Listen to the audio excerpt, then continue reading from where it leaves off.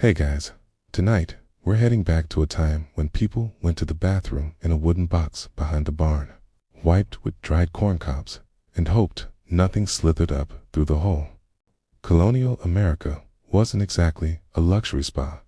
It was more like rustic survival with a side of splinters. You probably won't survive this.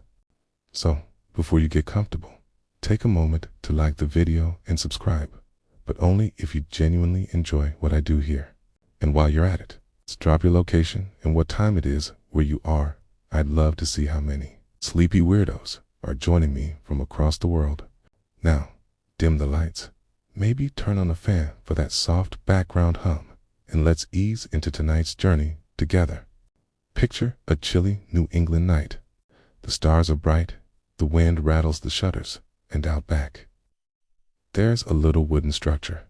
4 walls, a slanted roof, one crescent moon carved into the door. That's your bathroom. Welcome to the outhouse. It creaks as you open the door. Inside, the smell hits first sharp, earthy, unmistakably human. There's a bench with a round hole in it. No flushing. Just a pit below, full of, well, last week's business. There might be a wooden bucket of something dry ashes, maybe lime to sprinkle over your deposit, or maybe not. Colonial Americans called it the privy, the necessary house, or sometimes just a little house. Some were single holders. The fancier ones had 2 or even 3 seats of different sizes, one for adults, one for kids, and maybe a guest.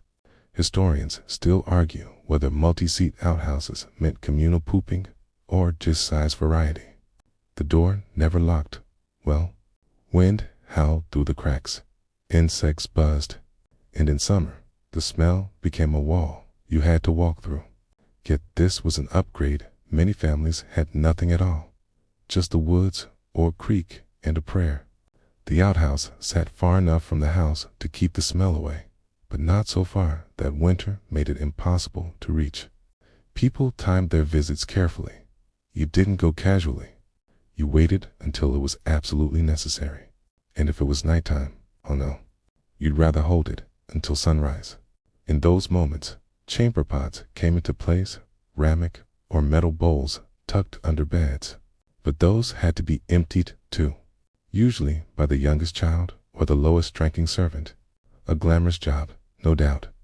Most outhouses had no insulation, so in the dead of winter, you'd freeze your backside off. Literally, people rushed, balanced, and tried not to fall in. The seat was always ice cold. And yes, there are letters and journals from the time complaining about this exact horror. Then there were the creepy crawlies. Spiders, flies, wasps building nests under the bench, and occasionally rumors of snakes or rats. No, thank you. Going to the bathroom in colonial America was not a private, peaceful retreat. It was a calculated risk, and yet everyone did it, from the governor in his big house to the field hands in their tiny cabins. This little wooden structure, perched over a pit of secrets, was a great equalizer. You can almost imagine a colonial father telling his kids, "Make sure to stomp first scares away the snakes," as if that helped. Some outhouses had a kind of charm. Families painted them, carved initials into the wood, left baskets with supplies. We'll get to what those were.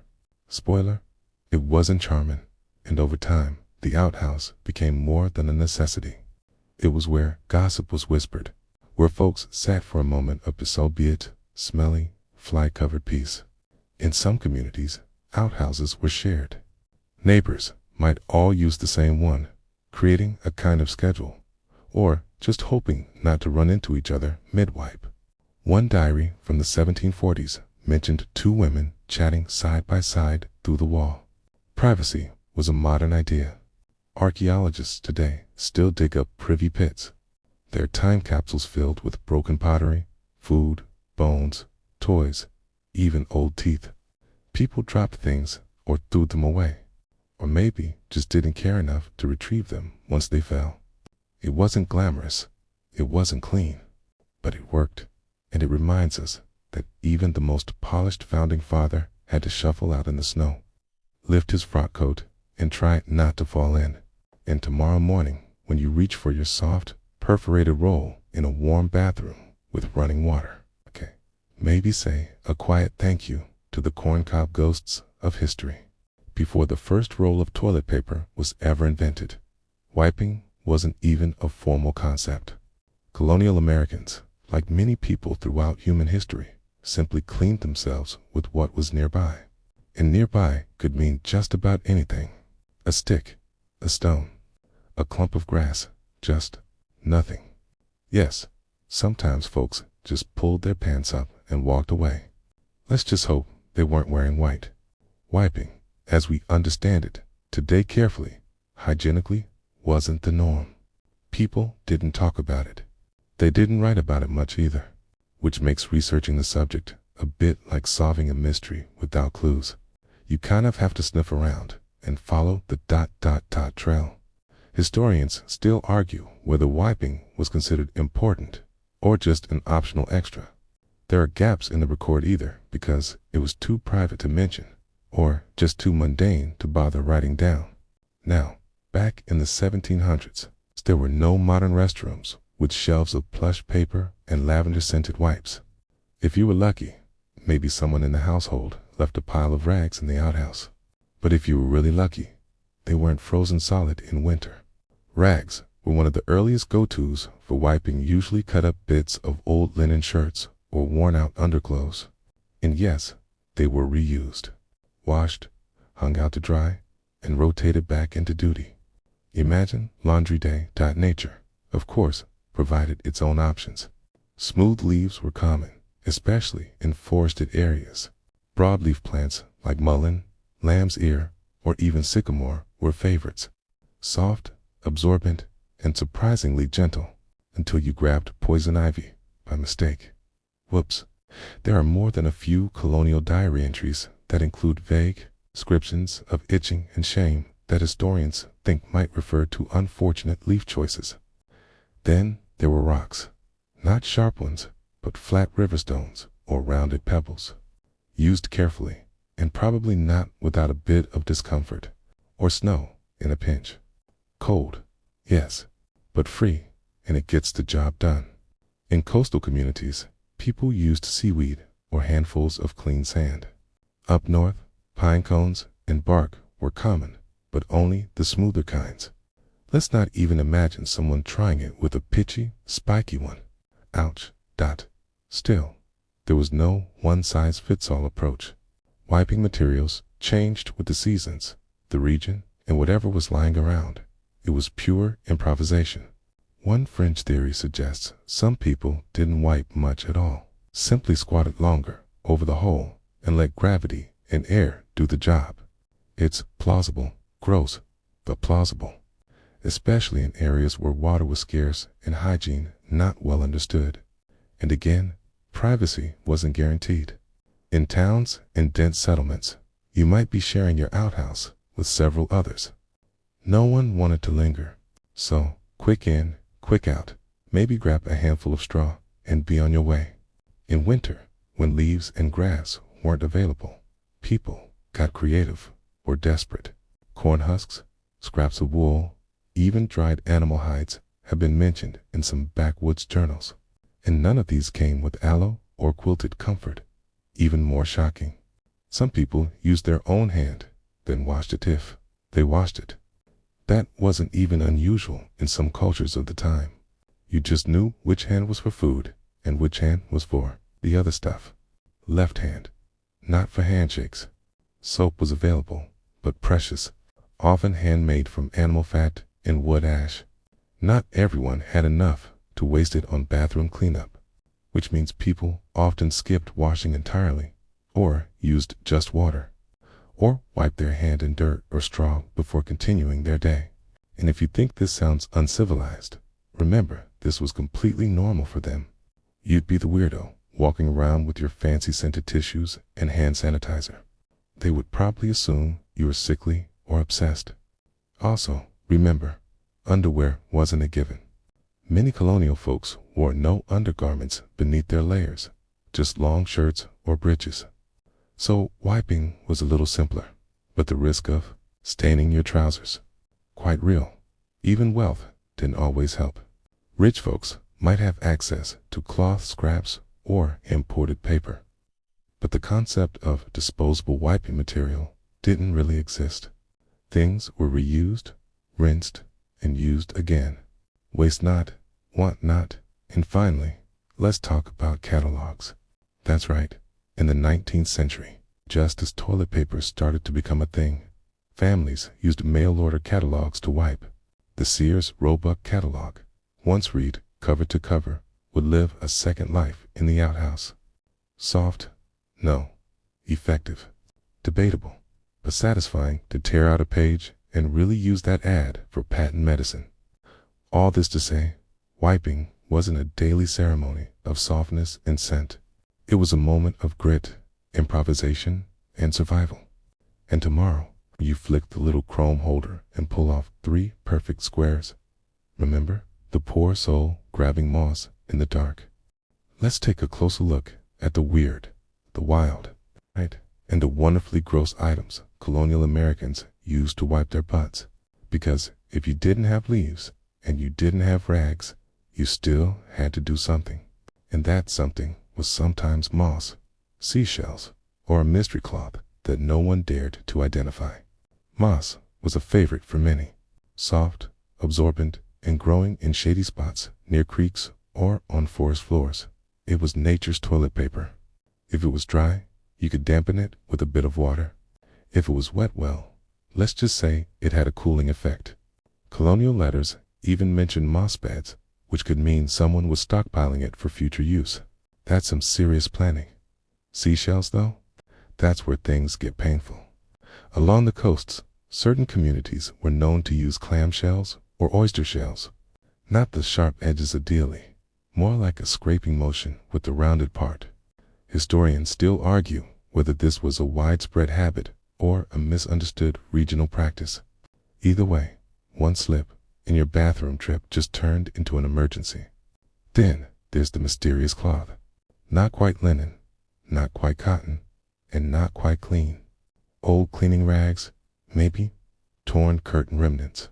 No one labeled these things, and if you were a servant or enslaved person, you didn't get the good scraps. You got whatever was left in that might have already been used. A quirky tidbit. Some folks used animal fur. Yes, really, especially rabbit fur. Soft, warm, and if the rabbit was already dinner, why waste a pelt? Small pelts might be kept in the outhouse and then rinsed in the stream after each use. Reused fur, it's both eco-friendly and deeply disturbing. In winter months, straw became another popular option. You'd find bundles or little straw brooms tucked beside the seat.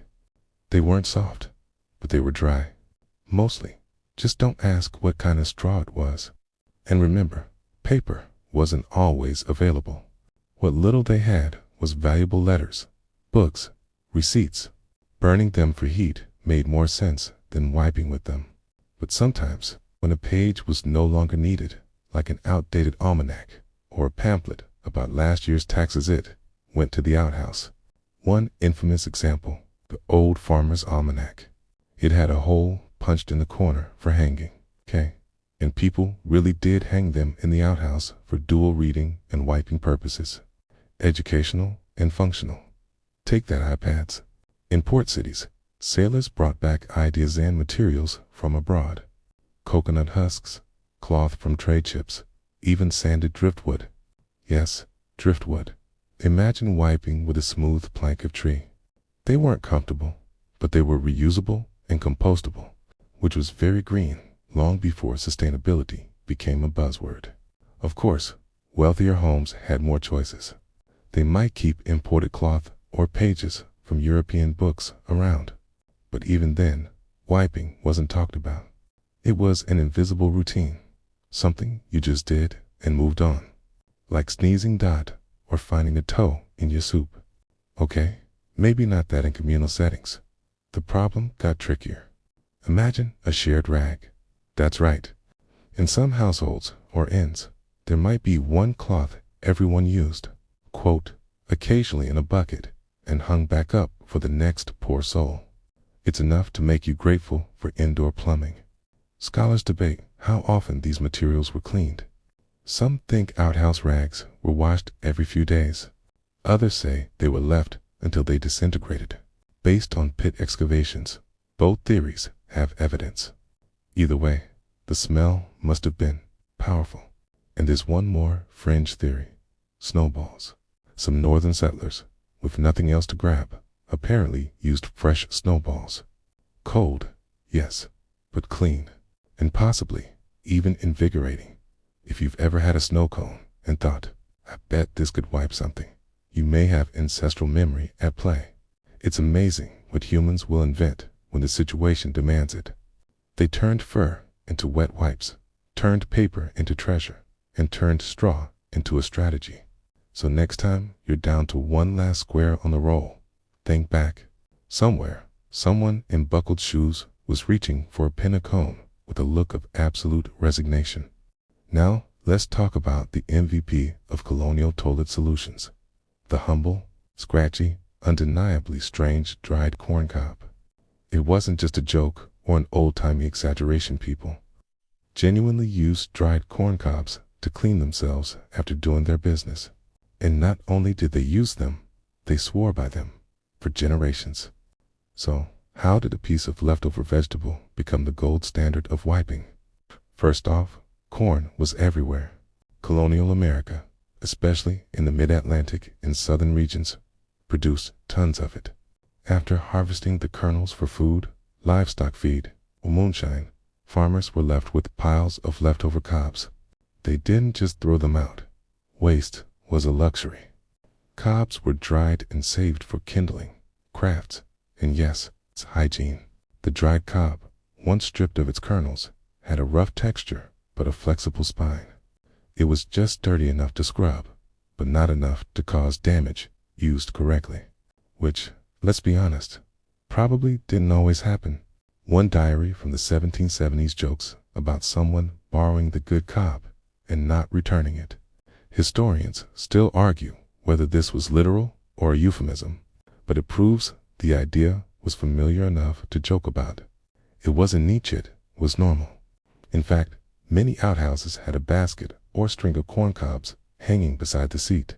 When you needed to go, you'd grab one, do your business, either toss it into the pit or brace yourself, french it, and hang it back up for the next person. That's right, reusable wiping tools. In a way, corn cobs were the original eco-friendly option. Just not exactly hygienic. Then, yes, this practice was multi-generational. Children were taught how to use the cob. There were rules about it. A smooth cob was better than one with broken bits. If the cob split mid-wipe, you might find yourself with splinters in places splinters were never meant to go. People learned quickly which parts of the cob worked best. White corn cobs were clean, while red corn cobs were, for round two. Color coding your toilet supplies. Very organized. Very concerning. The reason corn cobs were so beloved is partly because they were cheap and everywhere, but also because they worked. You didn't need soap. You didn't need water. Just a little elbow grease and a sense of detachment from your body. They were also tough enough to handle multiple uses. And unlike cloth, they didn't have to be washed, just shaken off and left to dry in the sun. Nature's disinfectant, right? It wasn't just poor farmers either. Even moderately wealthy folks with access to cloth or paper might still use cobs. Why waste good rags when you had a whole field of wipeable options out back? There are still rural families today, particularly survivalist types or people living off-grid, who claim the corn cob is perfectly acceptable. Some even prefer it, just to make sure it's fully dried, they say. And definitely don't confuse it with a fresh one. That's a mistake you only make once. In terms of legacy, the corn cob might be one of the strangest long-term wiping tools in American history. It outlasted moss, straw, and even some early paper options. Generations passed down the knowledge of proper cob technique. And somewhere out there, there's probably a family with a passed-down cob holder. Grandma's bathroom basket, rustic and terrifying. Historians don't entirely agree on when corncobs stopped being a common thing. Some say it lasted into the late 1800s in rural areas. Others suggest it continued even into the early 20th century in pockets of Appalachia and the Midwest. But everyone agrees they were real, they were used, and they left a lasting impression, literally and figuratively. So the next time you bite into some buttery corn and tog at a summer BBQ, pause for a moment. Look at what you're holding. Think about where it's been and where it could have gone a few hundred years ago. Suddenly, napkins feel like a luxury. Paper towels, pure opulence. And if you ever run out of toilet paper during a camping trip and spot a dried cob on the forest floor, well, you now know what to do. Just maybe not in front of anyone. Imagine waking up at dawn in a drafty wooden house. There's no running water, no heat unless you stoke the fire yourself. And somewhere outside, across the frost-covered yard, sits your bathroom, a lonely wooden box called the privy. This is the colonial outhouse routine. The day usually started with chores, feeding animals, tending the fire, or hauling water. But eventually, nature called. And unlike modern times, you couldn't just stroll into a warm bathroom in your socks. First, you layered up, maybe a woolen shawl, some leather shoes, whatever helped fight off the cold. Then, you stepped outside. The outhouse was often placed about 20 to 30 feet away from the home, far enough to keep smells at bay, but close enough to reach without a full survival expedition. Families had to balance odor with convenience, and winter tipped the scales fast. Once you got there, you hoped two things: that no one else was using it, and that there weren't any critters inside. The door was just a wooden plank on a hinge, sometimes no latch, no lock, just a crooked handle. Wind whistled through the gaps.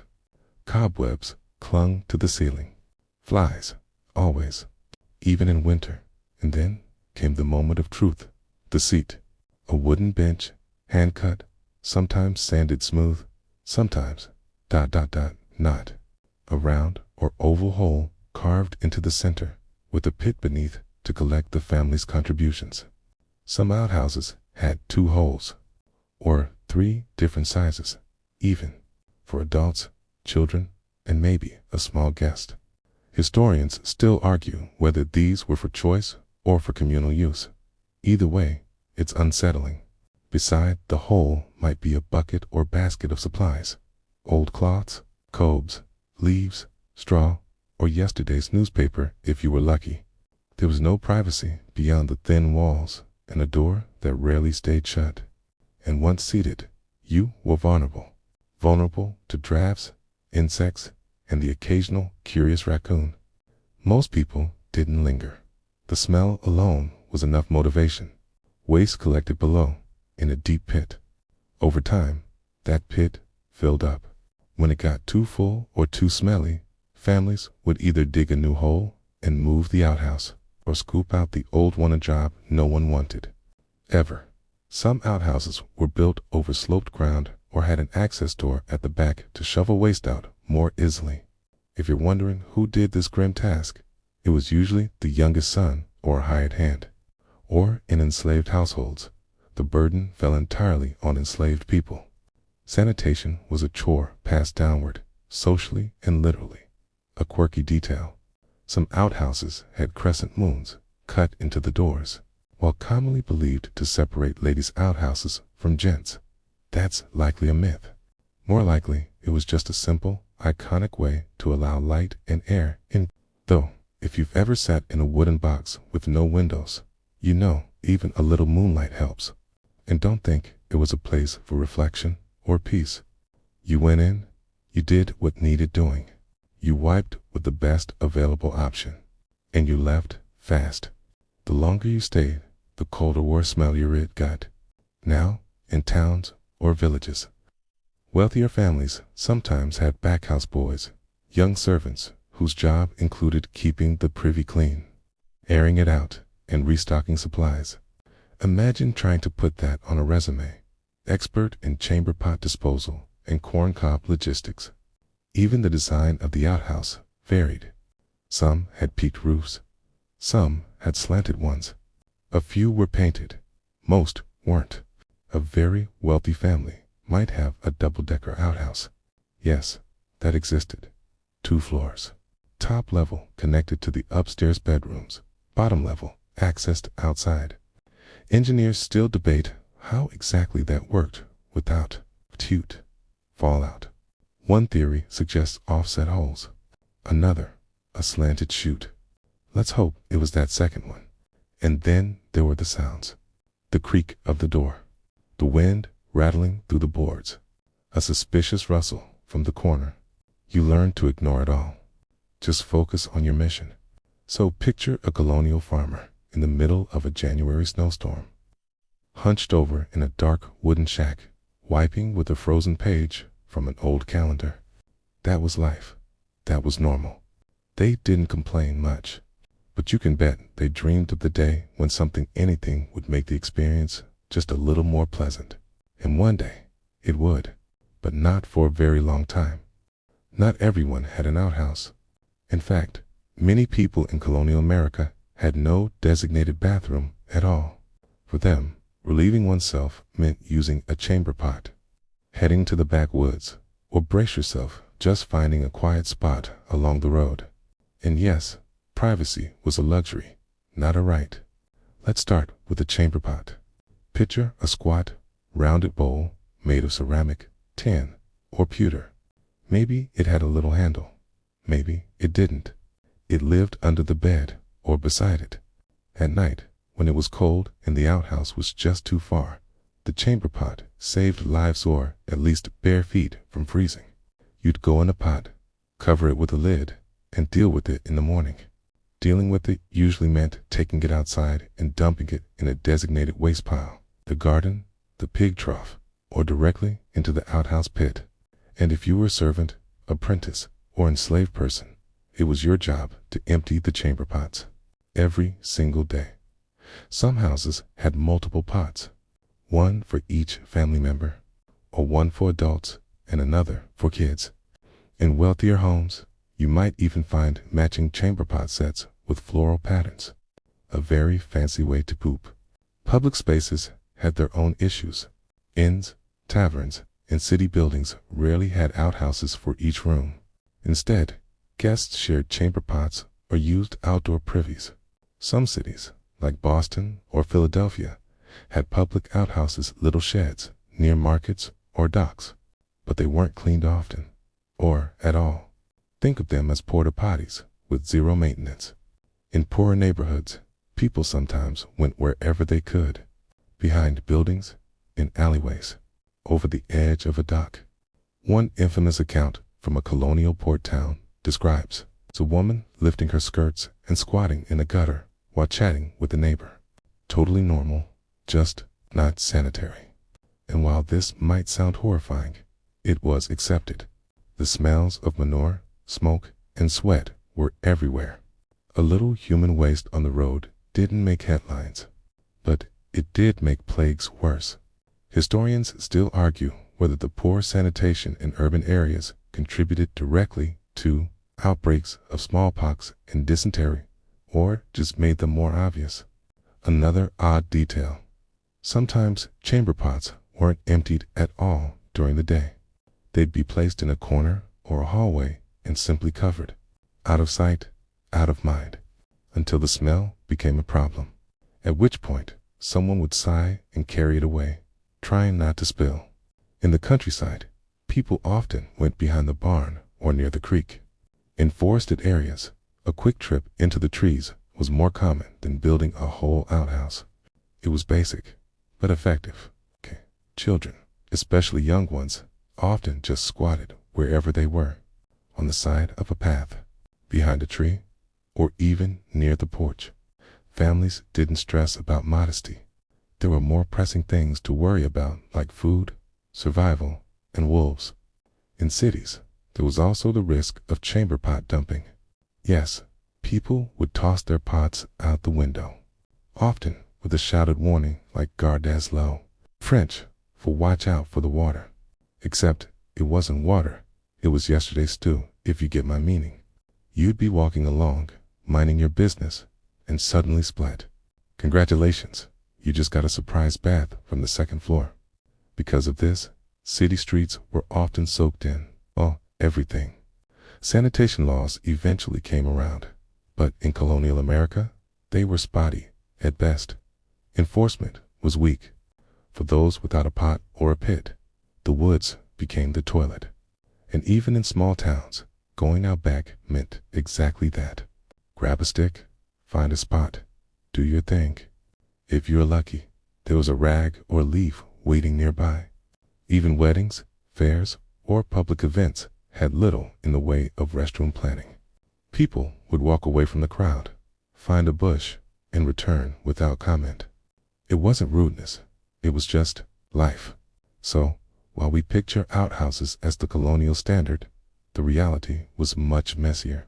Most people did not have a neatly built shack with a crescent moon.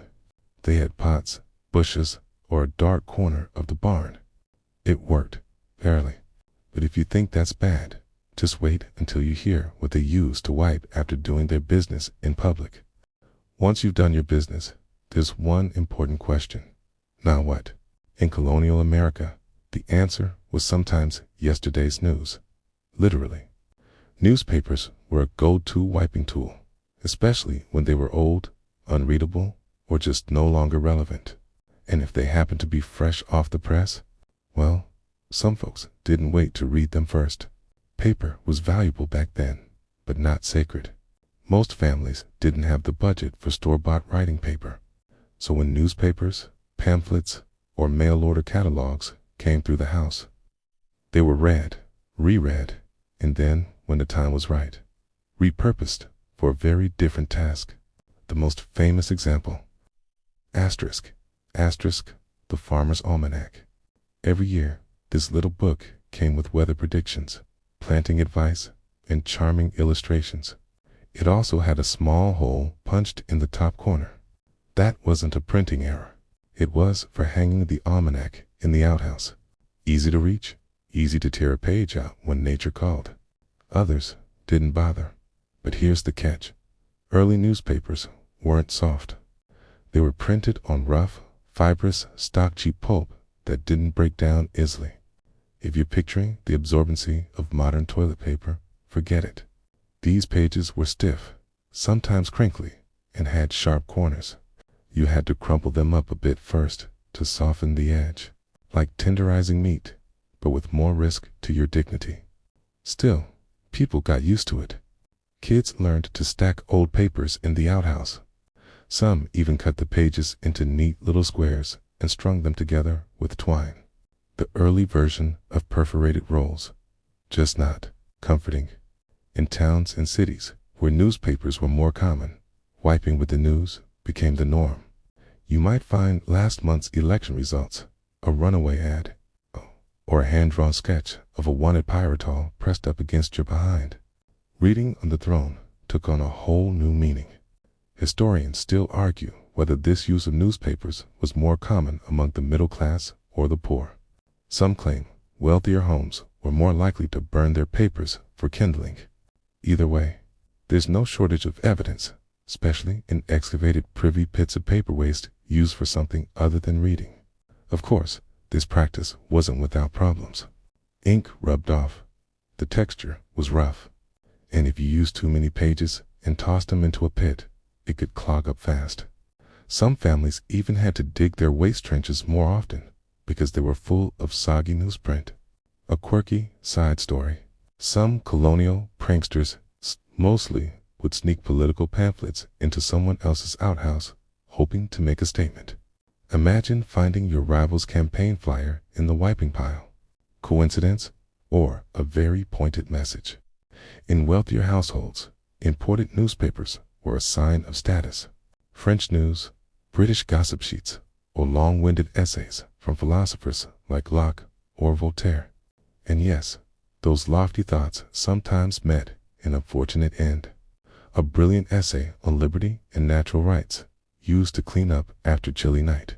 Irony at its finest. Even mail played a role. Letters from distant relatives were often read once, then set aside. Some were saved, some became fire starters, and others ended up in the outhouse. A teenager in Virginia once wrote in her diary that she was forced to wipe with Uncle James' sermon notes. Unclear whether that was an accident or revenge. Eventually, paper became more common.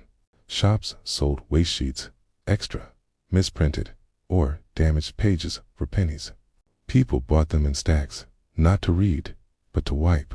Still rough, still cheap, but a step closer to the modern idea of using something disposable and paper-based.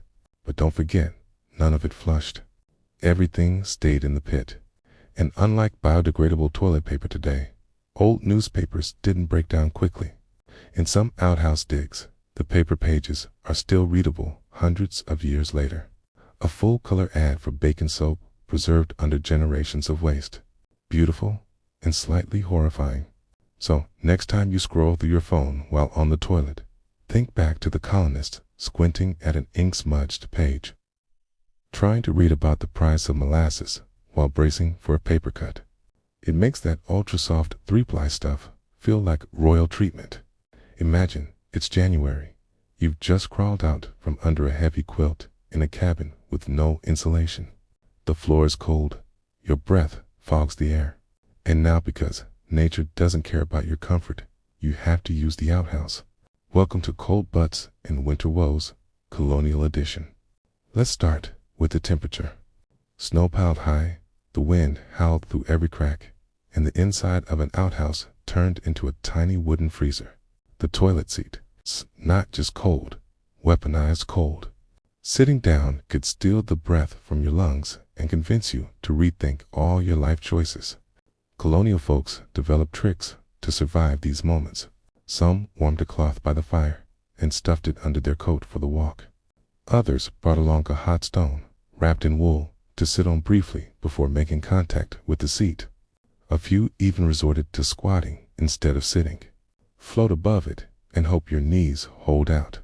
Historians still argue whether people avoided outhouse trips entirely in extreme cold or just suffered through it. Evidence from journals and letters suggests both. Some families rotated chamber pots more frequently during winter, reducing the need for outdoor visits. Others layered up and trudged through the snow anyway. One farmer wrote, "The seat cracked under the frost, and so did my resolve." Wiping in winter is equally traumatic. Most natural materials weren't available. No fresh leaves, no soft moss. Just what was stored or dried.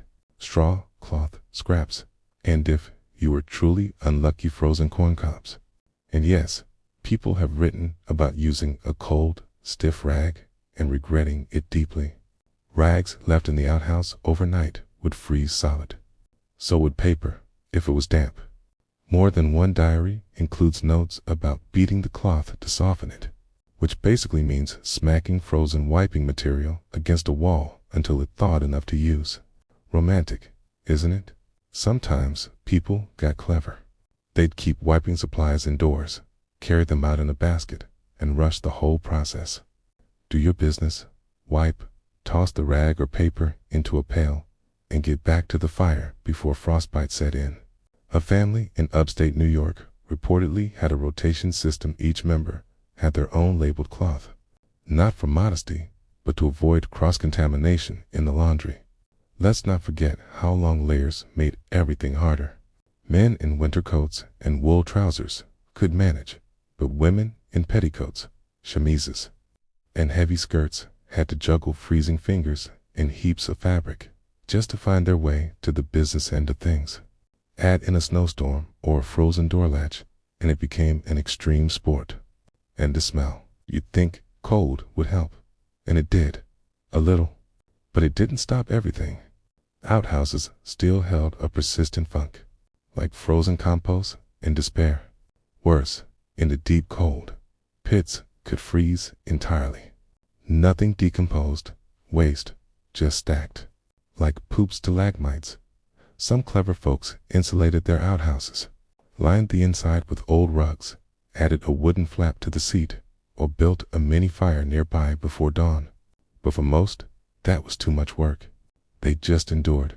A quirky tidbit. In parts of New England, families would place a thin slab of slate or iron over the seat overnight. In the morning, they'd remove it and let the cold air hit that instead of the wood.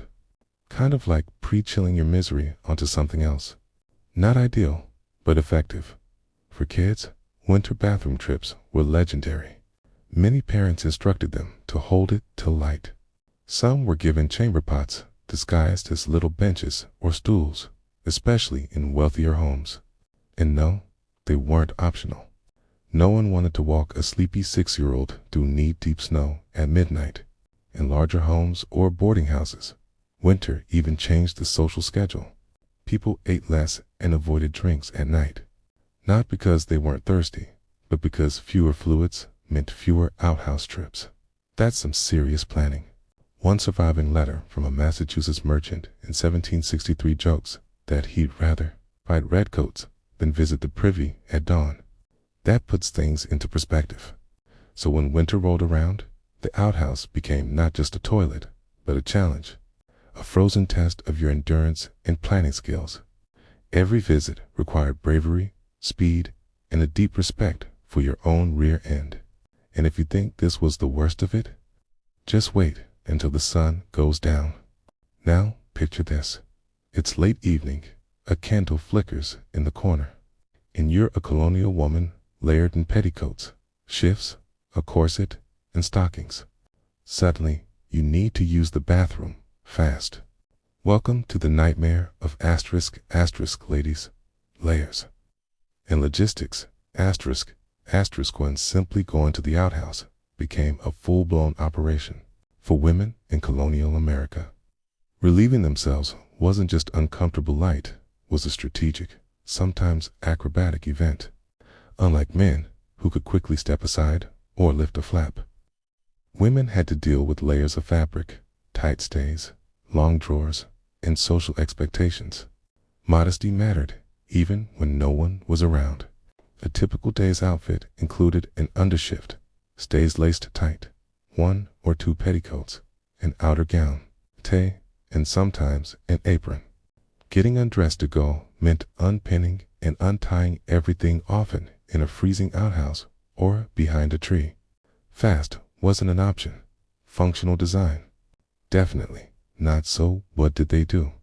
Some developed tricks. Instead of removing everything, many women simply lifted, scooping up layers in a practiced swirl, bunching them at the waist or under the chin with one arm, and hoping the wind didn't expose too much. Privacy was a fragile concept, and with no doors that locked and gaps in every wallboard, you were always one creaky hinge away from an awkward encounter. Wealthier women occasionally had access to slit drawers, undergarments with an open crotch designed specifically for this reason. Sounds modern, but they were actually a practical adaptation. Still, not all women had them, and for the working class, any convenience was often seen as an indulgence. And wiping was harder. Reaching around or beneath all those layers wasn't easy. Add a heavy cloak in winter or gloves that had to be removed, and it turned into an absurd juggling act.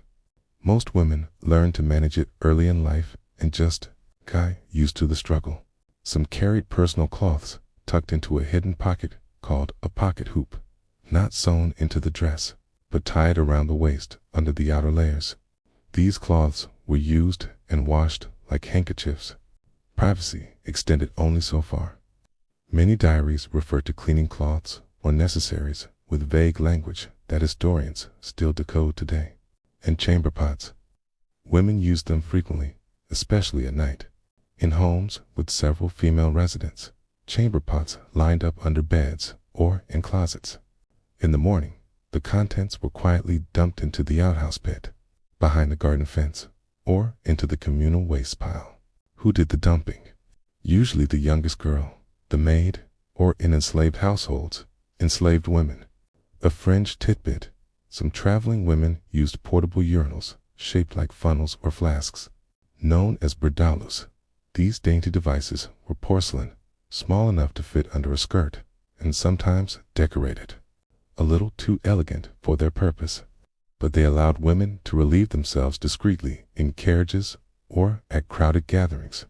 Still, for most, the act of going to the bathroom remained a hassle. Imagine attending a church service that lasted 4 hours. No bathrooms, no breaks, and no polite way to excuse yourself. You just held it. Or, if you were bold and desperate, slipped out the side and hoped for a tree. Even worse, during menstruation, the logistics multiplied. Sanitary products weren't available. Women used rags, moss pads, or nothing at all. They had to manage changing those while navigating the same bulky layers with no running water or waste bin in sight. And what about pregnancy? Later stage colonial pregnancies came with their own bathroom chaos. With pressure on the bladder and increased urgency, women often had no choice but to rely on chamber pots constantly. Some households even kept a pot in the main room under a stool with a hollow center, essentially a disguised toilet. Historians still argue whether this was common or rare luxury. There's also the social side. For modesty's sake, women rarely discussed bathroom habits in detail. Yet, diaries hint at frustration. One entry from a 1780s farm wife reads, "Could not reach privy in time. Rain, utterly wet, and ruined him." Translation: had an accident, and her dress paid the price. Even group dynamics mattered. If multiple women needed to go during a social call, they might excuse themselves together, walk out in pairs, and whisper gossip while squatting behind a hedge. Nothing bonds like shared discomfort, so while men had it easier, stand, unzip, dunk, colonial women battled layers, cold, judgment, and inconvenience just to do what came naturally. And they did it every single day. Let's leave the town and head into the woods because, for many colonial families, the forest was their bathroom. If you didn't have an outhouse and you didn't have a chamber pot, you just walked outside, found a quiet spot, and did what needed to be done. Simple as that. It might sound wild, but it was common. In rural areas, building an outhouse wasn't always the first priority. People were busy clearing land, growing food, building homes. A toilet shack, that could wait.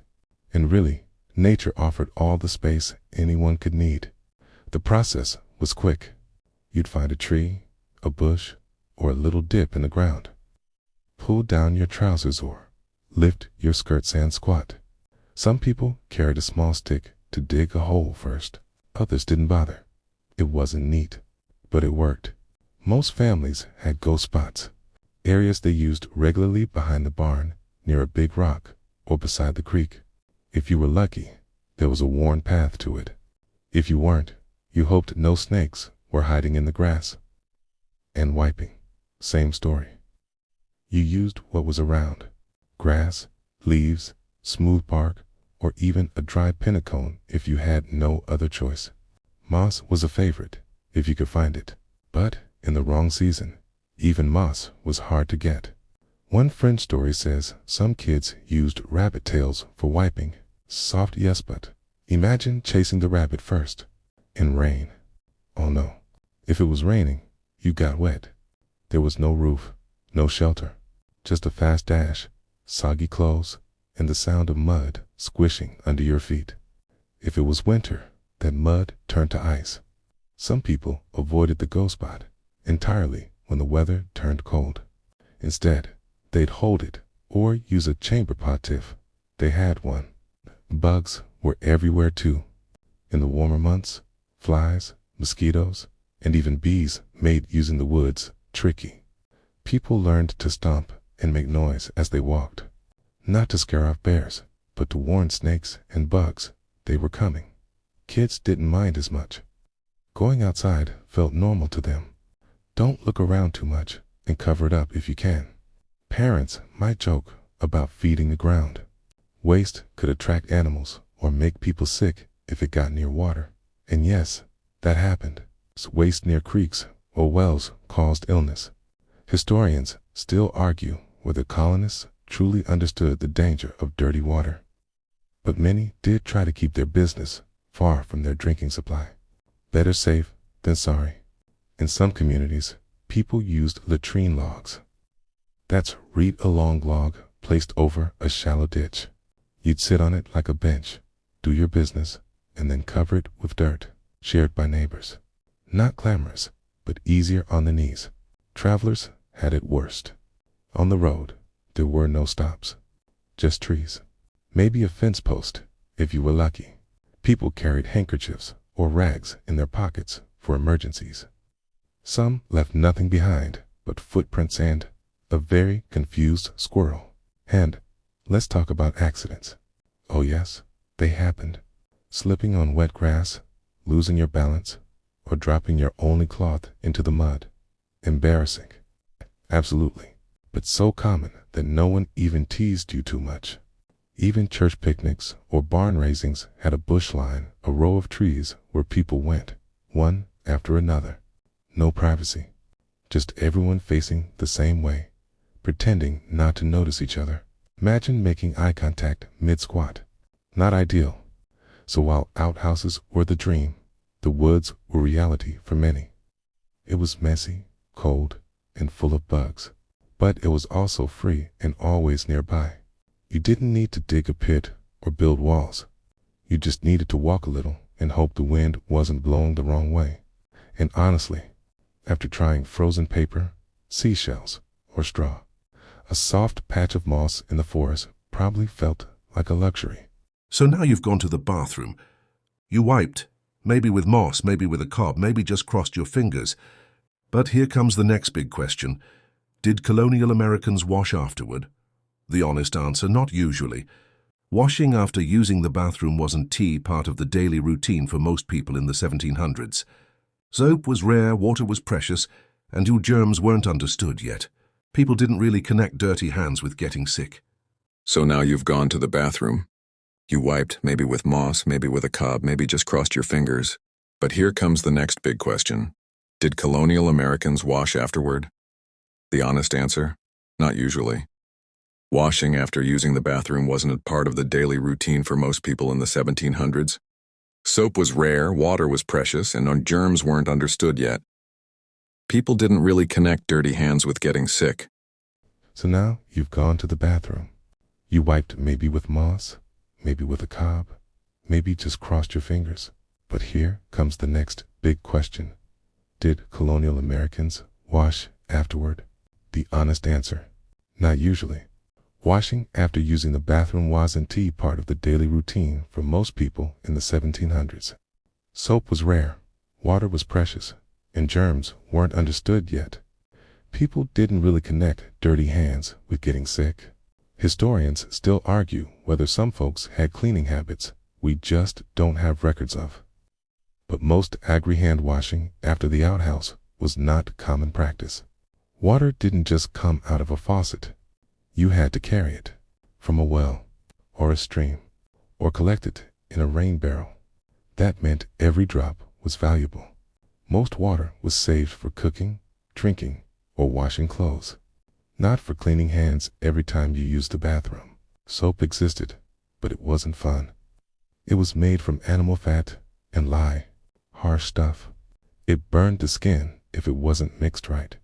Women usually made it in big batches a few times a year, not something you wasted on a quick rinse.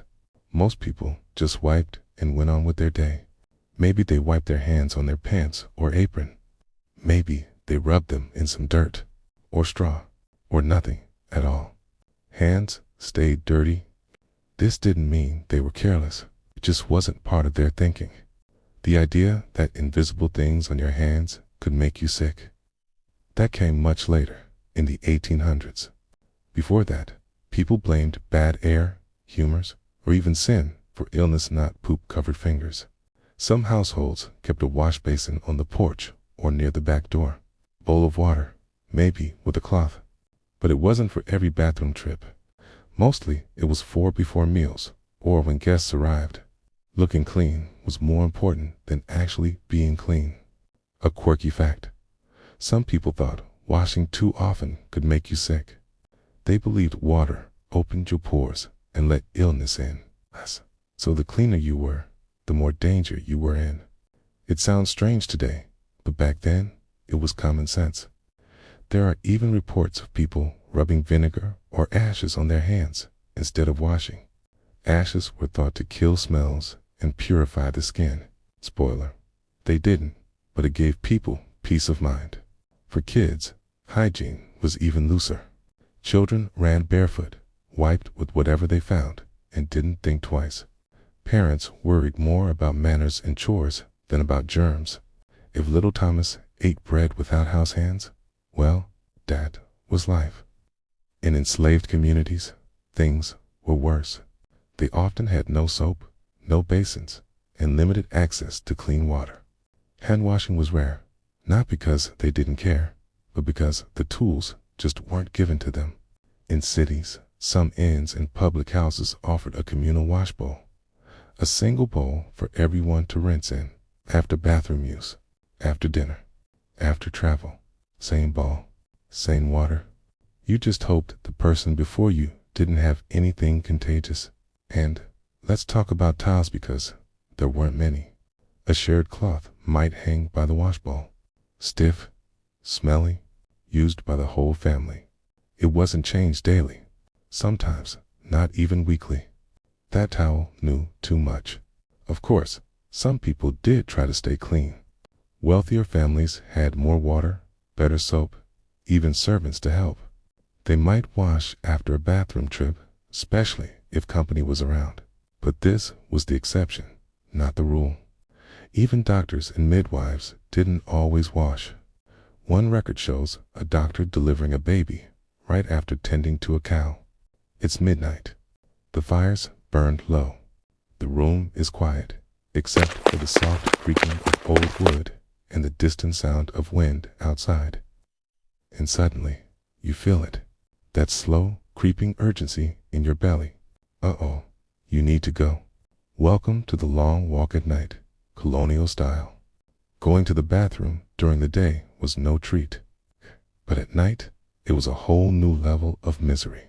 Especially if your only bathroom was an outhouse, sitting 30 feet away in the pitch black dark.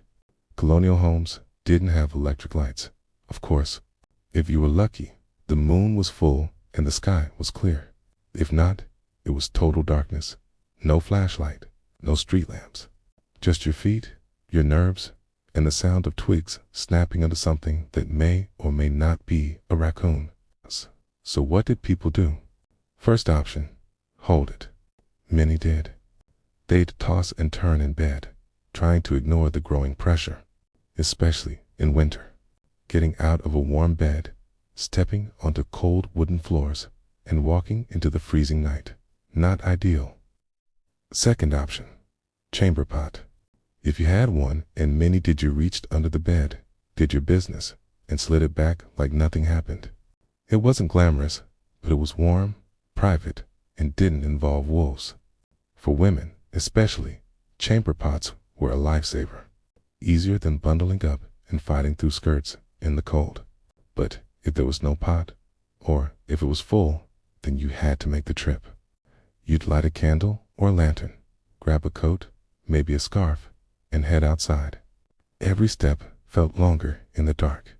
The wind pushed against your cloak. Snow might crunch beneath your shoes, or maybe it was mud. Hard to tell. And the sounds. Outhouses weren't near the house. They were tucked away near the edge of the woods or down a little path. That meant you walked through shadows, past trees, past barns, maybe past the sleeping animals. Bats fluttered, owls hooted, branches snapped. Your imagination did the rest. Some families kept dogs. Good idea. They'd walk with you, bark at anything strange, and make you feel a little safer. But dogs also loved to bark at everything: leaves, mice, the wind. Not exactly calming. Once you reached the outhouse, the fun continued. The door was stiff. The inside was colder than outside. If your lantern blew out, you were stuck in total darkness. You had to sit on a frozen wooden seat, hover over a deep, stinking hole, and try to finish quickly while the wind whistled through the cracks. And remember, spiders, mice, and bugs didn't take the night off. Some folks reported raccoons rummaging inside the outhouse. One story even told of a man who found a skunk under the seat. Let's hope that one isn't true. Historians still argue whether nighttime outhouse trips were common or rare. Some records suggest people avoided them unless it was a real emergency. Others say folks were so used to it they hardly noticed anymore. Either way, it was a rough routine, a quirky little habit.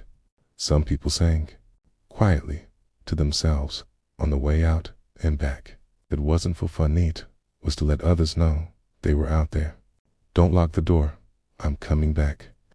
Or maybe to scare off ghosts. Because, yes, people believed in outhouse ghosts. According to some stories, spirits like to hang around outhouses at night. Maybe it was the quiet. Maybe it was the, content. Either way, children were often told, don't look down too long at night. Something might look back. Let's not even get into the fear of falling in. That pit was deep, dark, and terrifying. Falling into it wasn't just gross, it was dangerous. A twisted ankle, hypothermia, or worse. Parents warned their kids constantly. Balance your weight. Sit still. No wiggling. For this reason, some people rigged up little night boxes, a crude bucket in a box with a hole in the top. But a safer option when the snow was deep or the wolves were howling. So next time you shuffle to the bathroom in the middle of the night, may be annoyed at how cold the floor tiles are. Think about colonial folks slipping through the dark, holding a candle, trying not to fall into a hole in the ground. They didn't have night lights. They didn't have plumbing, but they had guts and just enough courage to make the long, dark walk. Now it's time to talk about the people who had it worst when it came to bathroom life in colonial America. Slaves and servants. If you think outhouses and corncobs were rough, imagine having even less access, less privacy, and more risk, all while working from dawn to dusk under someone else's roof. Servants, both hired and indentured, lived at the bottom of the house's pecking order. And enslaved people, especially in the southern colonies, had no control at all over their living conditions. That included where, when, and how they relieved themselves. Most of the time, they weren't allowed to use the main outhouse. That was for the family. Sometimes there was a separate outhouse for workers, built further away or smaller, often without a door or with broken boards. In some cases, there wasn't one at all. Servants and enslaved people were told to go behind the barn, near the woods, or use a bucket and dump it later. Some families didn't even try to hide their rules. Diaries from plantation owners sometimes mention slave privies, which were barely more than pits in the ground. No seat, no shelter, no supplies, just a spot to squat tanned, not for long. Time spent going to the bathroom was time not spent working. And if someone took too long, they were punished. There are records of people being whipped or shouted at for using the bathroom without permission. At night, things got worse. Enslaved people were often locked inside cabins or small rooms. If they needed to go, they had to use a pot or a corner bucket. Some tried to sneak out, but that could be dangerous. Being caught outside at night, especially without a pass, was considered a threat. People were beaten or even accused of trying to escape. In these cabins, no insulation, no privacy, no plumbing. Imagine 10 people sleeping in a one-room hut, and someone needs to use the bathroom in the dark. There's no candle, no door, just quiet shame and hope that no one minds the smell. Servants living inside wealthier homes sometimes had better conditions, but not by much. They might have a chamber pot, but often one shared between 2 or 3 people. Emptying, it wasn't just their job, was expected. In fact, many servants started their day by cleaning up someone else's waste before even using the pot themselves. Laundry days were even worse. Imagine washing cloth rags that had been used for wiping by 10 different people. No gloves, just a wooden tub, lye soap, and your bare hands. That was the reality for many young servant girls. Hey, it wasn't optional. A quirky and sad tidbit. Some enslaved people made their own small bathroom areas in secret hidden spots, behind trees or near the river, where they could find a moment alone. These weren't just for relief. They were quiet places, away from watchful eyes. Some even buried cloths or scraps after using them, rather than leaving anything that could be used as a reason for punishment. Historians still argue whether these private spots were acts of rebellion or just survival. But either way, they were important for people who had so little control. Choosing where and how to go to the bathroom could feel like a small, quiet kind of freedom. In city homes, enslaved houseworkers sometimes used a bucket in the kitchen area, then dumped it at the end of the day. There are even notes from travelers saying they saw colored girls tossing waste into the alley at dusk, not out of laziness, just because there was no other place allowed for them. And disease, always a risk. With poor sanitation and no soap, sickness spread fast in servant quarters. Dysentery, stomach worms, skin infections common, problems made worse by shared rags and dirty water. But complaints weren't taken seriously. A sick worker was often just expected to keep working. Even kids didn't get a break. Young enslaved children and servant boys were told where and how to go, sometimes punished for accidents, sometimes punished just for needing to go at the wrong time. So, while life was already tough for most colonial Americans, it was even harder for the people at the bottom. No one made outhouse trips easy for them. No one saved the soft cloths. And no one cared if the rag was frozen or the path was full of thorns. They made do. They found ways. But it came at a cost. Next time you hear someone romanticize the simple life of colonial days, remember this. Not everyone had the same simple. Now, we've talked about the stink, the cold, the cob, and the chamber pot, but what about the stories? Because colonial Americans didn't just use the outhouse. They feared it, joked about it, and even made up superstitions about it. Yes, there were real outhouse ghost stories, toilet curses, and rules you weren't supposed to break unless you wanted bad luck or worse. Let's start with the obvious fear. Something lurking beneath the seat. It wasn't just rats and spiders. People believed all kinds of creatures could be hiding down there. One popular fear: snakes. There are tales of someone sitting down in the middle of the night and feeling a sharp pain followed by panic and running, his pants still down. Was it true? Maybe. Outhouses were built over pits, and snakes love cool, dark places. But it didn't stop people from spreading the story again and again. Kids in particular were warned. Check the hole before you sit. Some families even made it a habit to knock on the wooden seat before going to scare away anything hiding, just in case. Then came the ghosts. Outhouses were dark, cold, and often placed far from the house. Perfect setting for scary stories. One tale tells of a spirit called the Pit Woman, a ghost said to rise from the outhouse hole if you used it at midnight without knocking. Supposedly, she grabbed her ankles and whispered your worst secret. Probably just a story to make children nervous, but you never know. Some outhouses had a strange rule: never whistle inside. Whistling was said to wake up the devil or invite bad luck. If you forgot and did it anyway, you were supposed to spit over your left shoulder 3 times and leave the door open for 5 minutes. Yes, really. These were real folk rules written in a few old journals and family books. And sneezing. There was a bathroom curse for that too. Others thought it meant you'd soon receive bad news. So what did you do? You said, "God bless me," 3 times. Loudly. Or just hoped no one heard it happen.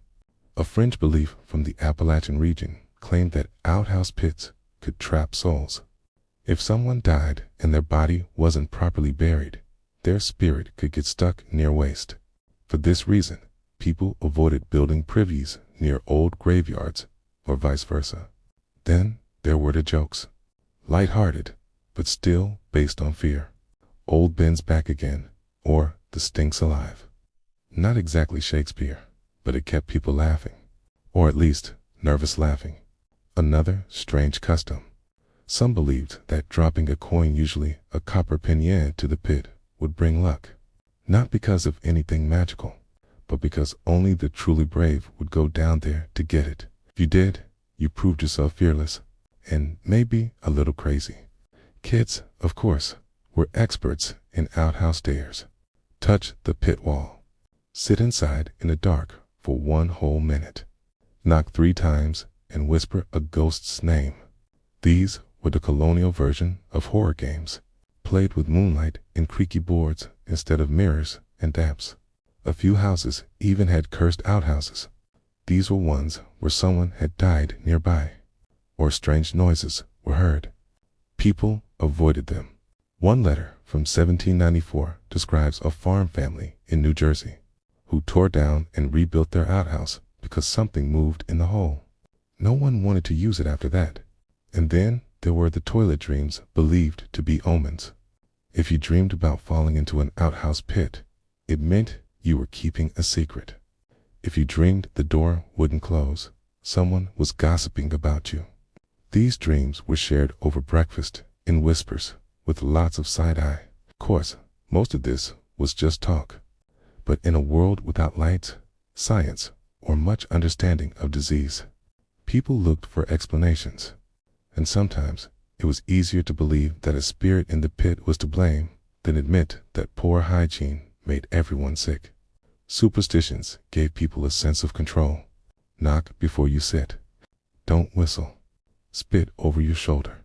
So next time your bathroom light flickers or the toilet gurgles when no one's around, maybe say a little blessing, just in case old Ben's back again. Let us jump ahead to the 1800s, when something completely new started showing up in American homes and stores. Toilet paper. Soft, white, rolled-up paper made just for wiping. It was a major shift, but, believe it or not everyone welcomed it. Many people thought it was downright odd.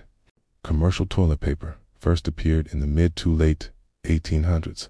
Before that, people used whatever was handy: rags, leaves, moss, straw, corn cobs, even old newspapers. Not fancy, but it did the job. So when a company said, "Here's a paper roll just for wiping," most folks weren't rushing to buy it. In 1857, Joseph Gaggetti introduced medicated paper, sold in boxes of individual sheets treated with aloe. Each sheet had his name printed on it. Gaggetti thought he was offering a helpful product, but people saw it as wasteful or even embarrassing. Some avoided buying it altogether because they didn't want store clerks to know what it was for. Others just thought paying for paper was silly. "Why spend money when I have yesterday's paper?" was a common reaction. Unsurprisingly, Gaggetti's product didn't catch on. But in the 1870s, the Scott Paper Company tried a different approach: toilet paper on a roll. That idea slowly gained traction, especially in hotels and hospitals. Still, many people were uncomfortable with the concept. In fact, the Scott brothers didn't put their name on the product for years. They thought it was too awkward to be associated with. So, why didn't toilet paper take off right away? Historians still debate it. Was it the cost, social taboos, or simply habit? Likely a mix of all three. Talking about bathroom needs was frowned upon, let alone buying something specifically for them. And let's be honest, letterly toilet paper wasn't great. It was thin, rough, and not perforated, meaning you had to tear or cut it yourself. Not exactly ideal in a hurry. Interestingly, toilet paper was sometimes marketed as a health product. Ads claimed it helped with piles and was better for you than using rags or newspaper. But even those promises didn't win everyone over. In many rural homes, outhouses still had baskets filled with cloth, straw, or catalogs.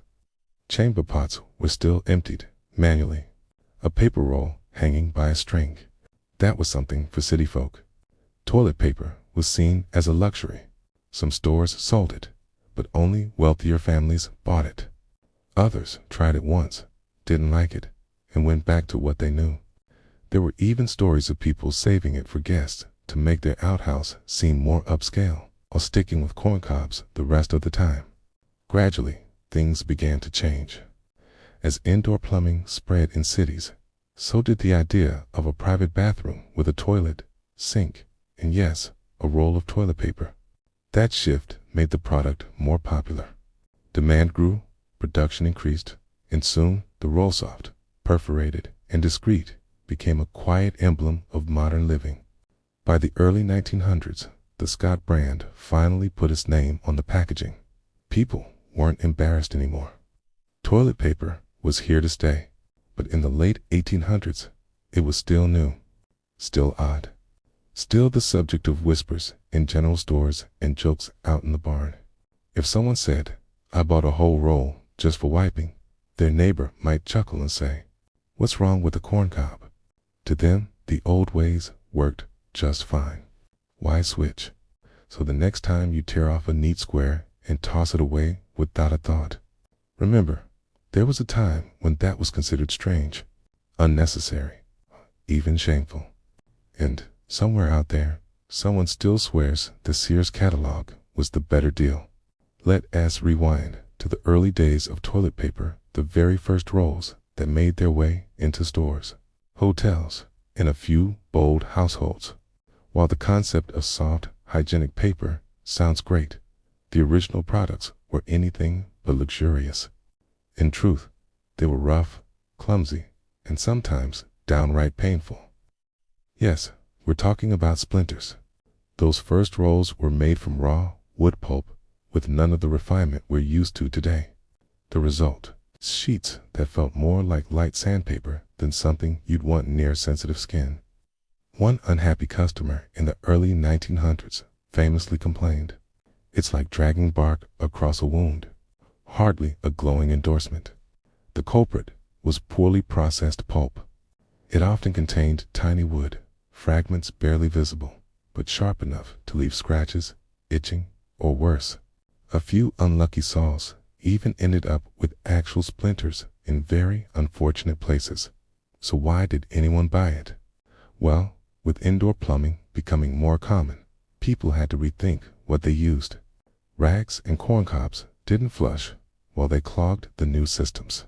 But paper broke down, eventually. So, despite the discomfort, toilet paper was the only real plumbing-friendly option. Still, it had a long way to go. At first, there were no perforations, just one long sheet. You had to rip it by hand. Some used scissors. Others just tore and hoped for the best. It wasn't until the late 1800s that companies introduced perforated sheets. A small innovation, but it changed everything. Then came the sizing issues. Some rolls were too wide, others too short. And there was no consistency in sheet count. One brand claimed 1,000 sheets, but customers counted just 863. A big deal when every square mattered. Packaging didn't help either. Some rolls came wrapped in decorative paper, while others were tossed loose into crates. Shopkeepers often kept them hidden under the counter to avoid embarrassing their customers. Toilet paper just wasn't something people liked to talk about. In the marketing, wild early ads proudly proclaimed their product was splinter-free, because by then enough people had been scratched, poked, and traumatized to know that wasn't a given. If your paper didn't stab, that was a major selling point. Still, many families weren't convinced. They stuck with what they knew: newspapers, cloth, straw. Even as paper got safer, the old ways held strong. Why pay for something that might hurt more than a leaf? Some companies started handing out sample sheets, like little folded calling cards with the brand name on them. It was personal marketing at its most, intimate. As time went on, things improved. The pulp was refined, the texture smooth, and bleach was used to make the paper bright white. Splinters became rare. Comfort became the goal. And slowly, people began to expect their toilet paper to be soft. Still, caution lingered. A 1908 diary entry reads, "Tried the new paper roll today. Seems safe. Will wait to see if I itch." A hopeful review with just a hint of mistrust. Some brands even scented their rolls with lavender or rose to make the bathroom feel more upscale. But not everyone was impressed. One user reportedly said, "Smells like a dead flower. Don't want that near me." Fair point. Toilet paper makers kept refining their products, smoothing, softening, and upgrading it. Eventually, it became what we know today. But the memory of those early rolls stuck around. Grandparents warned their grandkids, "Looks nice, but it bites." Family legends of the splinter incident were passed down like cautionary tales. And just in case, many outhouses still kept backup supplies catalogs, rags, corn cobs within reach. So, if you've ever wondered why people panic buy toilet paper during storms, maybe it's not just a panic. Maybe it's muscle memory. Maybe it's fear. Or maybe it's just a quiet reassurance that your toilet paper won't leave a scar. Either way, we can all agree on one thing. We're lucky and smooth. By now, toilet paper had started to improve fewer splinters, softer texture, even nice perforations. But there was still a big problem for most Americans: no indoor plumbing. That meant, even with the fancy new roll, people still had to walk out to the outhouse and hang it on a nail in a freezing wooden shack. Indoor plumbing didn't arrive all at once. It rolled out slowly, very slowly. Wealthy city folks were the first to get toilets inside the home, starting in the mid-1800s. But for everyone else, it took decades. Most American homes didn't get indoor bathrooms until the 1920s, 30s, or even 40s. That's almost 150 years after independence. In colonial times, of course, no one had plumbing. But even well after the invention of the flushing toilet, most homes still relied on the old wooden box out back, especially in rural areas. Building a bathroom meant more than just putting a toilet in a room. It meant digging pipes, hooking up water lines, installing a tank, and connecting to a sewer system that might not even exist yet. So people stuck with what they knew: the outhouse. Why? Because it worked. Sort of. It was cheap. It was familiar. And it didn't need pipes, or water, or money to build. Just some wood, a shovel, and a bit of tolerance for bad smells.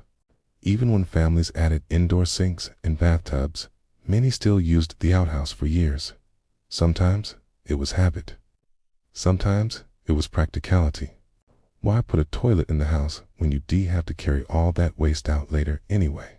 Historians still argue whether this resistance was based on pride, poverty, or practicality. Maybe all three. Some people just didn't trust indoor toilets. They thought waste belonged outside. Bringing it indoors seemed dirty, even if it was cleaner. A quirky truth. Some outhouses were better than indoor bathrooms. Fancy ones had shelves for candles, hooks for coats, even little windows with curtains. One farm family in the Midwest built a double-seat outhouse with a tin roof, insulation, and a wind chime. They said it was more relaxing than their kitchen. Others just liked the routine, the peace and quiet, the short walk. Kids used the outhouse to sneak away from chores. Teenagers used it as a secret reading spot. And grandparents, set in their ways, saw no reason to change what had always worked.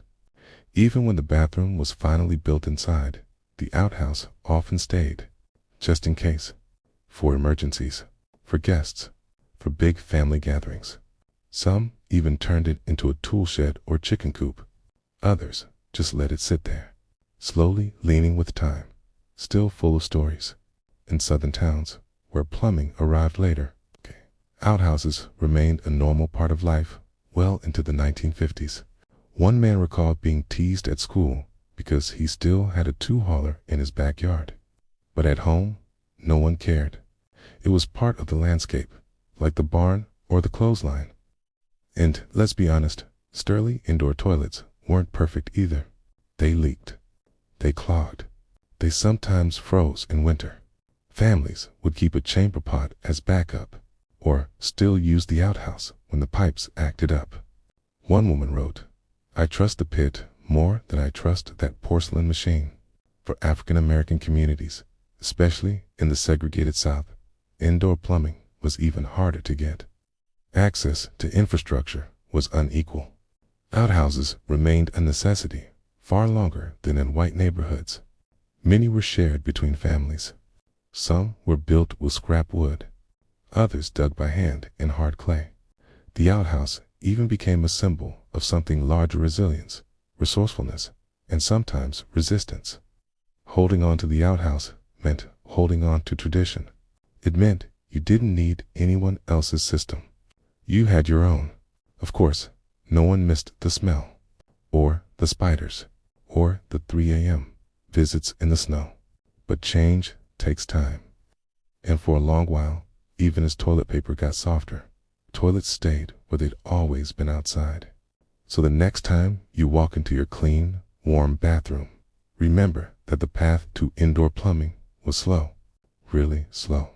And for a lot of folks, the outhouse wasn't a thing of the past. It was just a place you still went: out back, by the tree.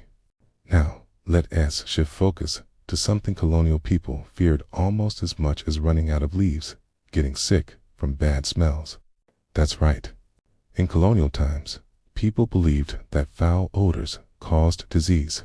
This was known as the miasma theory, and it shaped everything from bathroom habits to city planning. They didn't know about germs yet. No one had seen a microbe under a microscope. Instead, folks believed that invisible bad air rose from filth, swamps, and you guessed its outhouses. This air, or miasma, was thought to bring illness.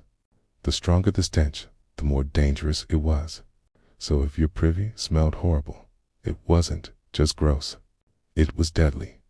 To fight back, people came up with ways to cover or control the smell.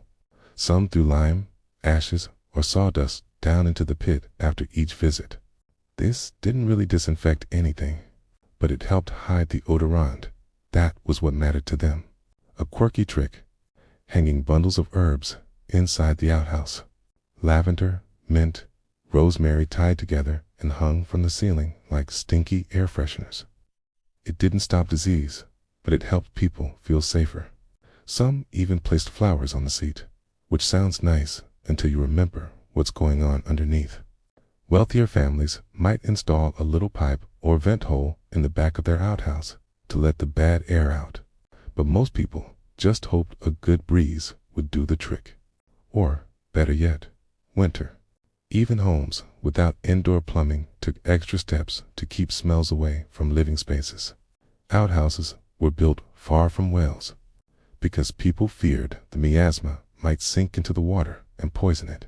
Historians still argue whether this fear came from early observations of illness or just word-of-mouth tradition passed down through families.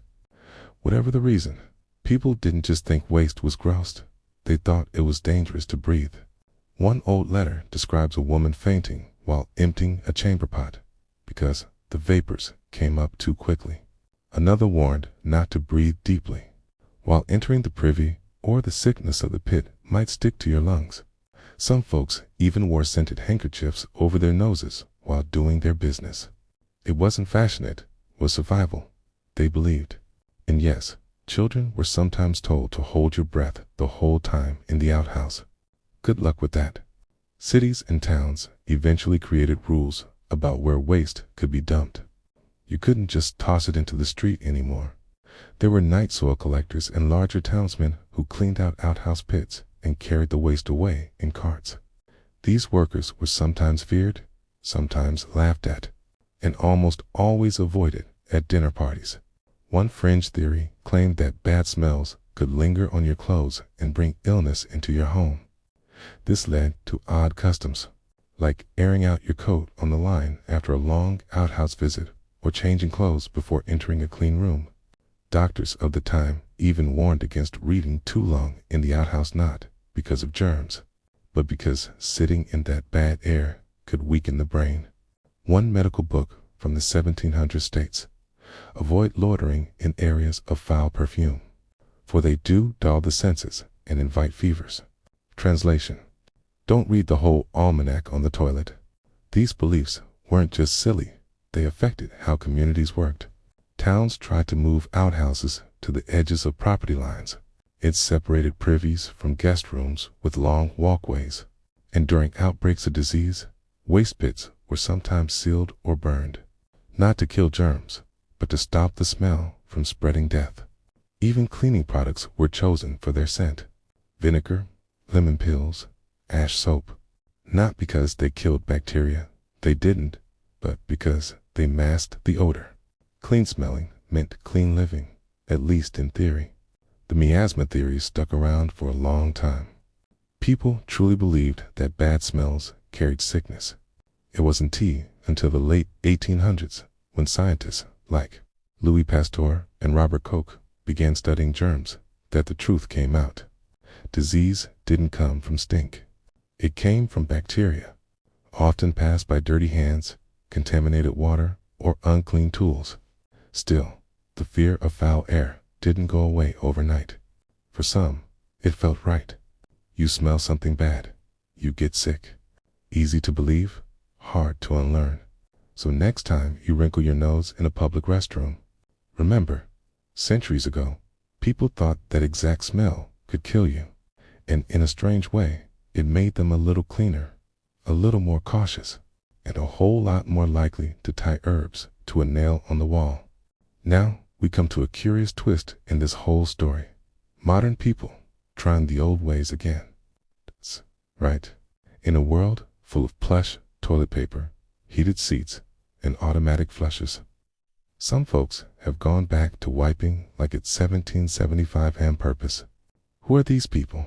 A mix of survivalists, homesteaders, reenactors, a few eco-conscious folks looking for a zero-waste lifestyle. Some do it for fun. Some do it to feel connected to history. Others do it because they just don't trust modern systems. Either way, they're reaching for the corncob. Let's start with reenactors. These are history buffs who dress, eat, and live like colonial people for festivals, events, or even year-round communities. They churn butter, wear wool, and yes, they poop like people did in 1776. Outhouses, cloth rags, even chamber pots. Some groups take pride in being authentic down to the chamber stick. One reenactor described building his own two-holer outhouse from old barn wood and digging a pit with a hand shovel. His wiping tool of choice? Dried mullein leaves and newspaper. More comfortable than you'd expect, he said. Maybe for him. Then there are homesteaders and off-grid families. These folks live in cabins or tiny houses, sometimes far from running water. They grow their own food, haul water by hand, and build composting toilets, basically modern outhouses, sometimes with fans and sawdust. For wiping, they might use cloth family wipes, rinsed and washed after each use. Yes, reusable toilet cloths are real and some swear by them. A quirky fact: some YouTube channels have entire tutorials on how to wipe with natural materials. From selecting the right leaf to folding your cloth squares, there's a whole science to it now. One video even ranked bark types for comfort. Spoiler: birch wins. Survivalists take it further. For them, it's not about history or the environment, it's about being ready when the world falls apart.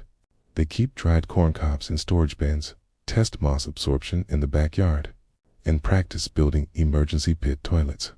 One prepper proudly showed off his laminated guide to primitive hygiene, including diagrams for leaf stacking and cob cleaning. But here's the thing, not everyone enjoys the experience. Even die-hard reenactors have limits. Some admit to hiding a roll of soft toilet paper under their costume. Others use modern wipes but bury them deep in the outhouse so no one knows. And then there's the eco-crowd people trying to reduce waste. They see disposable toilet paper as unnecessary, so they turn to cloth bedites or composting systems.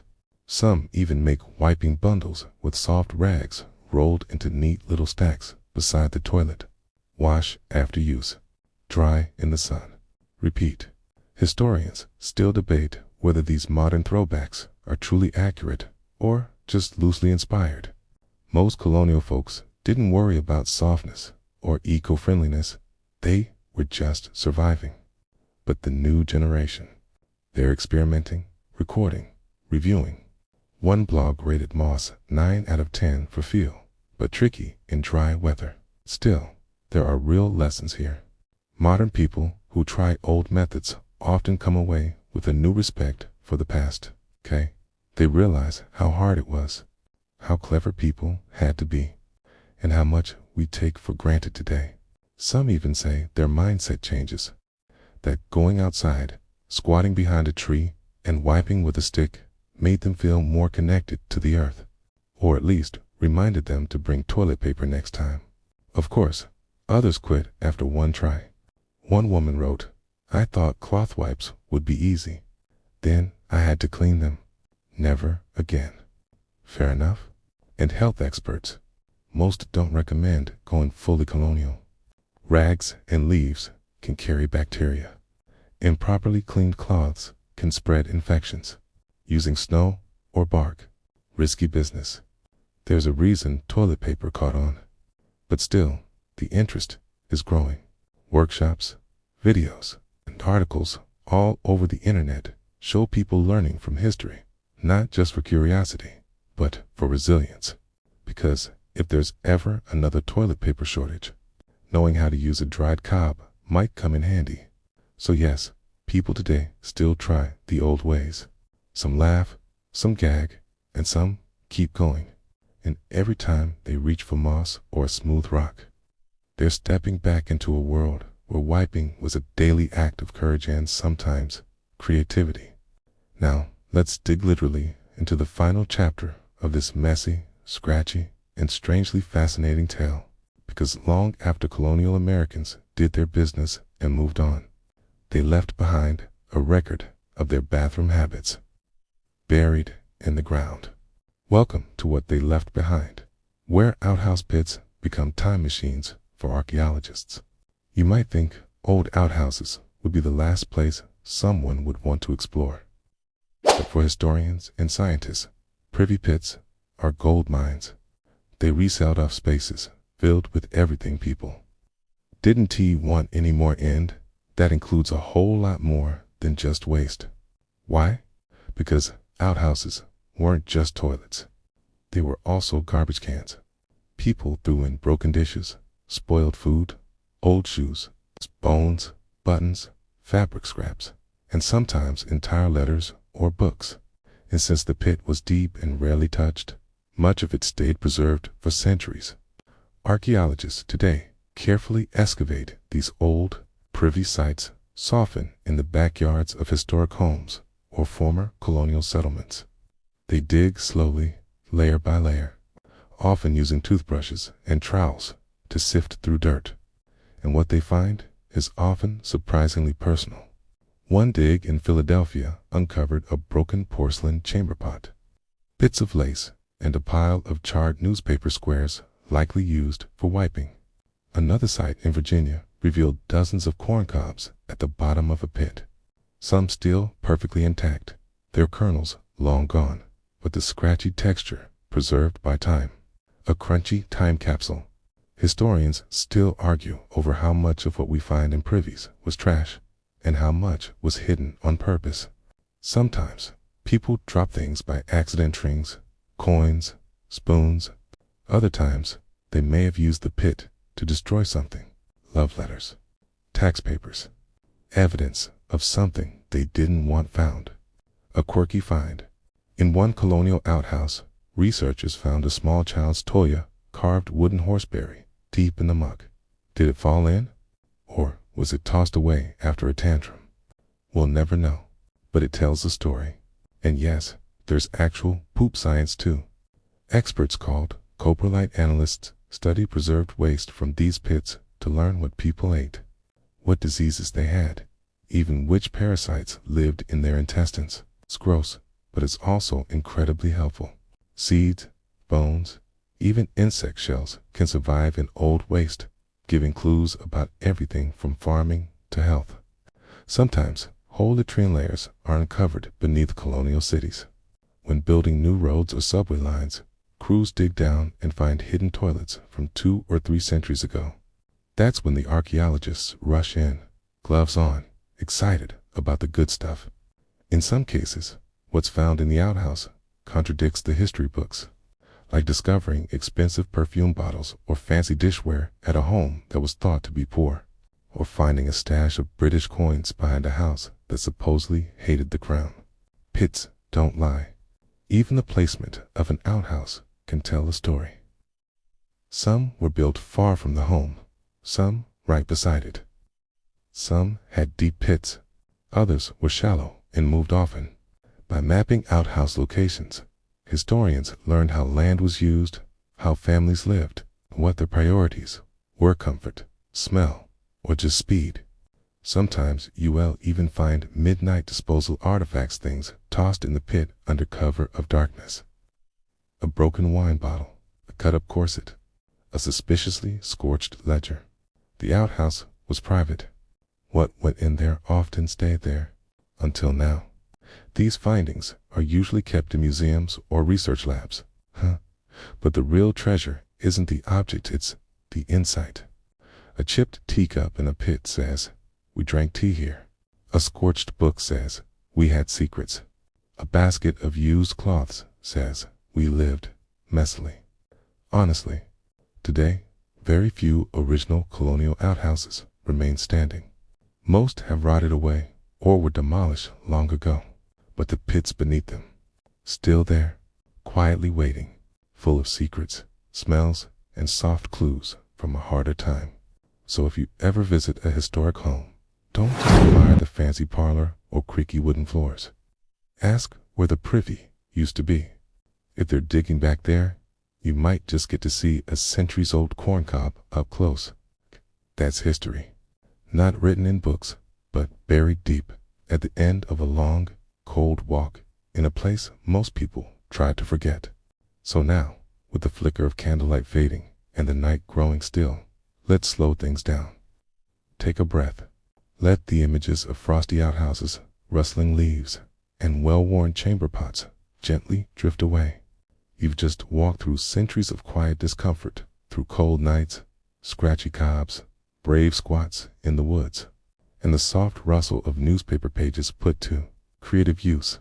You've seen how people lived without the things we take for granted, and how, in their own strange and scrappy ways, they managed just fine. They didn't have rolls of soft paper or motion-sensing toilets, but they had companies. They had routines, and they had the kind of grit you only get from wiping with bark and not complaining. The outhouse was more than a wooden box. It was a place of truth, of small moments, of necessary privacy in lives that didn't offer much of it. And now, that old moon-carved door can swing gently closed behind us. You're safe. You're warm. Your bathroom has lights. The seat is padded. And best of all, the toilet paper has no splinters. Let your breathing slow now. Let the cold outhouse air fade into the background hum of your fan. Let the sharp straw and creaky wooden seats melt into the comfort of soft blankets and deep pillows. Close your eyes. Let the past stay where it belongs, quiet, buried, but never forgotten. Thanks for coming with me tonight. Sleep well. Dream easy.